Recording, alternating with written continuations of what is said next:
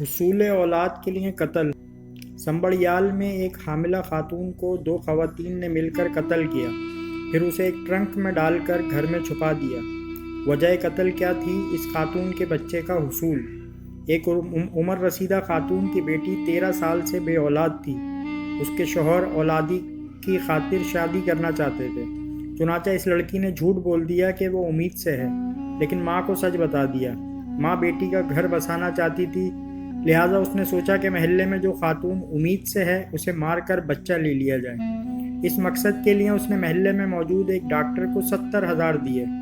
اس بزرگ خاتون نے رافعہ نامی حاملہ خاتون کو جوس میں بے ہوشی کی دوا ملا کر دی۔ اس کے بے ہوش ہونے کے بعد اس کی کمر پر سوار ہو کر اس کے گلے پر چھری پھیر دی۔ اس دوران ڈاکٹر نے اس کا پیٹ چھری یا بلیڈ سے چاک کر کے بچہ نکال لیا۔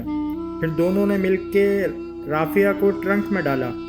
محلے کے کچھ لڑکوں کے ذریعے اسے اٹھوا کر لوڈر رکشے میں رکھ کر خاتون اس کی لاش کو گھر لے گئیں، پھر اپنی بیٹی کے ساتھ بچہ ہاسپٹل لے گئیں۔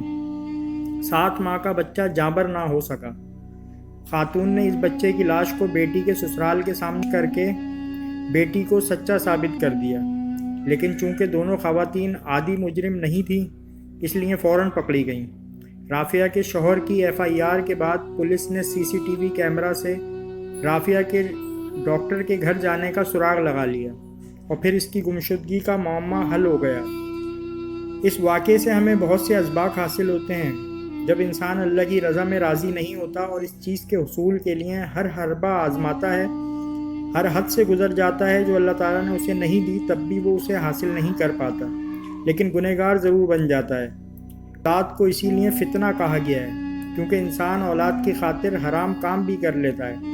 اگر خاتون بیٹی کے بانجھ پن کو قبول کر لیتیں اور اس کے جھوٹ کو سچ بنانے کے بجائے اسے سچ بولنے کی تلقین کرتیں تو شاید 3 گھر تباہ ہونے سے بچ جاتے، اور سسرال اور شوہر لڑکی کو اتنا پریشرائز نہ کرتے کہ اسے جھوٹ کا سہارا لینا پڑتا، تو شاید یہ قتل نہ ہوتا۔ اگر باہمی رضامندی سے بچہ ایڈاپٹ کر لیا جاتا یا شوہر کے اولاد کی خاطر دوسری شادی کے حق کو تسلیم کرتے ہوئے اس کی شادی کروا دی جاتی تو اس گناہ سے بچا جا سکتا تھا، لیکن ان خواتین نے ایک جھوٹ کو نبھانے کی خاطر کئی گناہ کر دیے۔ جب انسان حدود اللہ سے تجاوز کرتا ہے تو ناکام تو ہوتا ہی ہے، برے انجام سے بھی دوچار ہوتا ہے۔